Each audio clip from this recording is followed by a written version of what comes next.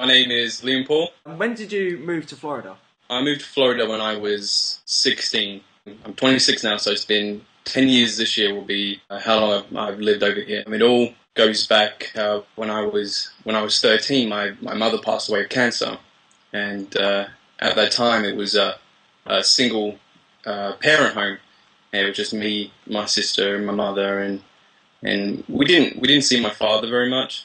It was difficult growing up over there, and after my mother passed away, my dad became more involved with us, and we saw him more often. Around the age of 14, he told us that he met a woman who lived in California, and said that he had the opportunity to actually take us to America. And around that time, I was a little hooligan. I got in a lot of trouble, and there was no life for me there. I actually dropped out of school in year 10, I think it was, and that's when my dad said, let's move to Florida. There's nothing in England left for us. So we all moved out to Florida, and it was a huge culture shock. It was a completely different way of life, and it took some getting used to.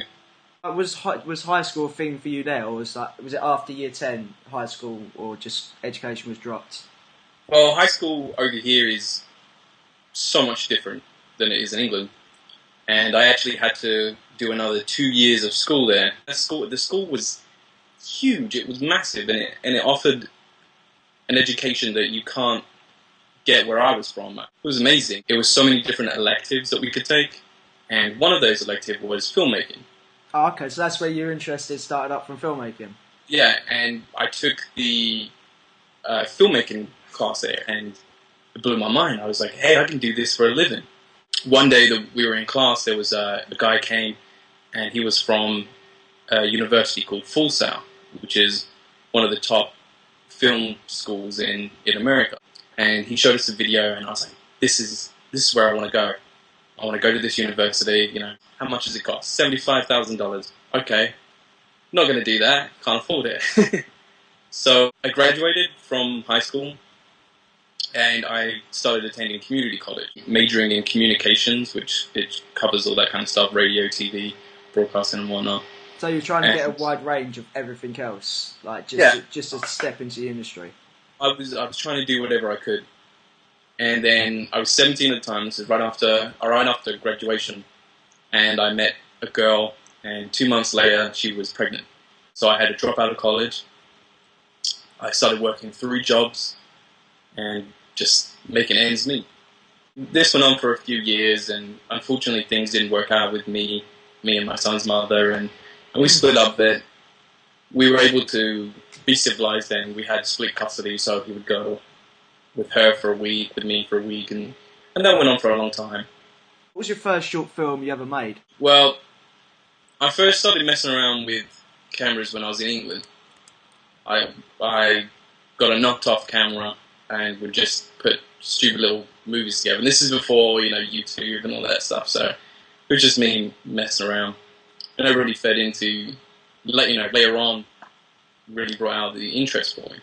And going back a little bit, it was a few years later. I think Tristan was around 3, and when we moved from England, my mother had actually left me and my sister the house, and my sister was still lived in England, and she decided that she's going to sell the house.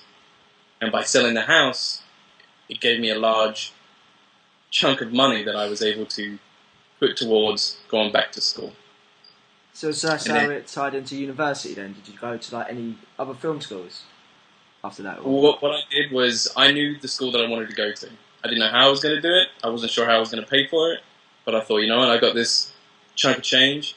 I went down to Full Sail University, my dream school that I absolutely wanted to go to ever since I was 17. And I think I was 21 or 22. And we went down there, we took the tour. We did the vaccine tour. And that same day, I signed up, I paid a deposit, and I was enrolled to start Full Sail University. How was your experience there? My time at Full Sail University was like, it was my Hogwarts. Uh, you know, I knew nothing of the film industry really. I went into it blind. I wanted to learn how do I make movies, how do I put them together, what do I do. So I started at Fulton University, and their schedule, the way they do it is you cannot work, you cannot have a social life, you go to school, and that's pretty much it. It's around the clock university. And it gave me some real opportunities. I was able to then go on to make some short films where I was a production designer. And I designed a few sets. One in particular, which I'm really, really proud of, was called Shooting for the Moon. And it was about the moon landing. So we had to build the moon and a piece of the lunar module that you see.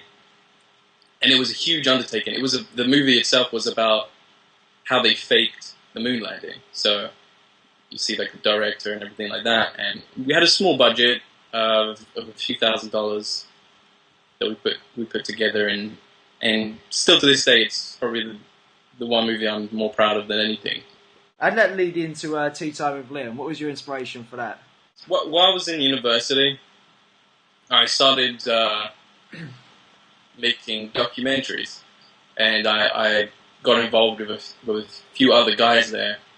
And before we graduated, we began making documentaries. And this is a great way for anybody who's starting off in the film industry to start making documentaries. Just 2, 3, 4-minute documentaries. Just go meet people. It's a great way to get your name out there, putting some stuff together for a demo reel. So we started making documentaries just about normal everyday people. We did everything from a garbage man to singer-songwriters, a whole range of different things. And from there, we started our own company, and the company Power Blue Pictures we created before we graduated. Yeah. And by doing some of these documentaries and things, we actually, right out of graduating, we landed our first gig, which brought in thousands of dollars for us. It was a huge thing to do. We started doing promotional events, and we started we filmed a commercial for a company called Red Frog, and they do something called Warrior Dash, which is absolutely huge. So right out of college, we were pretty successful. So we decided, hey, let's go to New York. So I sold my car. I got rid of all my possessions. We had no place to live. Just me and these 4 guys. We packed up our stuff and we drove to New York. So it took us about 2 days. We just drove up to New York, and we get there. Like, all right, what do we do now? We don't have a place to live or anything. So we start looking for a place to live, and we're sleeping in our car. And so we finally found a place to live, and then the company really took off, and we started doing a lot of work for a lot of people up in New York. But unfortunately for me, it didn't work out. I kind of butted heads with a couple of the other guys, and I became really depressed because I was a long way from my son, and ultimately it became hard. So I came back down to Florida, and I started working around here, doing stuff, doing real estate videos and things like that. And then I met a guy, and we shared similarities in the things that we liked and kind of the humor. And so we decided, hey, let's make our own company. So we came up with Million Peer Creative, and we started writing Tea Time with Liam. And it came from, it's not a new thing. We don't claim that, hey, we're doing anything groundbreaking. We just we wanted to take a look at being British and living over in America. I'm really stereotyped, and so we decided, hey, let's make something out of that. So we started doing Tea Time with Liam, where we look at stereotypes and the people who they are, and we just make fun of it. It's kind of like it's staged, I believe, isn't it? So I think some of them are your friends. Like the Peter Dinklage one should have been staged. Yeah, it's all staged. We write a script, and then we kind of base it loosely off the script. It's fun. We have a good time doing it. When you're working in this industry, it's not what you know, it's who you know.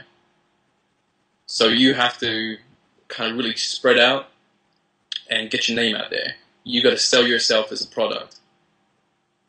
it's you can't be too cocky. You can't act like you know everything. You got to be humble in what you do, but you got to really get out there and put your name out there. So if anybody is starting off in this industry, start doing what I did. Start doing little documentaries. You need a demo reel. Build up your demo reel. That's really going to help you in the future. So I work on various projects that come up. It's tough in Florida. There's not too much that goes on. I live pretty close to Universal Studios, and occasionally there's work there to be done. But it's tough. So I create my own work. I go to companies. Hey, do you need commercials? Do you need this? Do you need that? No, just you got to be bold. You got to be ready to sell yourself. Yeah.